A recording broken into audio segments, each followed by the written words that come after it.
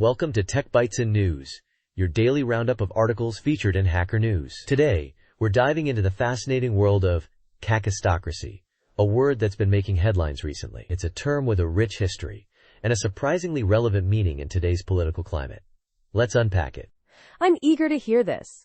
I've seen the word floating around, but I'm not entirely sure what it means beyond bad government. What's the core definition? Precisely. At its heart, Kakistocracy describes a government ruled by the worst, least qualified, or most unscrupulous individuals. It's a pretty harsh term, isn't it?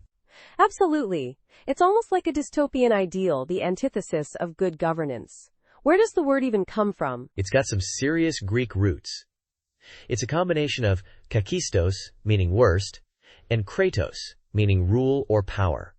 So, literally, rule by the worst. Pretty straightforward, huh? So it's not just a modern invention then? Oh no, it's got a surprisingly long history.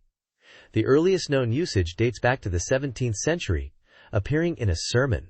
Can you believe it? It's been used throughout history by various commentators to describe governments they deemed particularly corrupt or inept.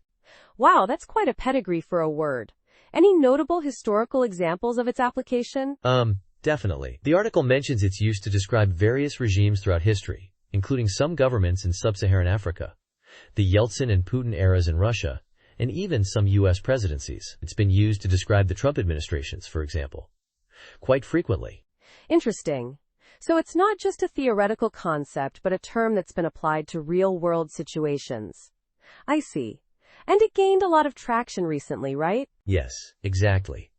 The word really exploded in popularity in 2017 and again in 2024. Partly due to its use by prominent figures like Joy Reid and John Brennan. It even became Word of the Year by The Economist in 2024. That's incredible. It's fascinating how a word with such ancient roots can become so relevant in contemporary political discourse. It really highlights the enduring nature of certain political problems, doesn't it? Absolutely. It shows that the struggle against bad governance is, unfortunately, a timeless one. And the fact that it's been used to describe governments across different eras and political systems speaks volumes. It's a powerful word, and its resurgence in popularity shows how relevant the concept of kakistocracy remains. It's a word that makes you think, doesn't it? It forces us to consider the quality of leadership and the consequences of electing unqualified or corrupt officials. Thanks for shedding light on this. My pleasure. And that's all the time we have for today's Tech Bytes and News.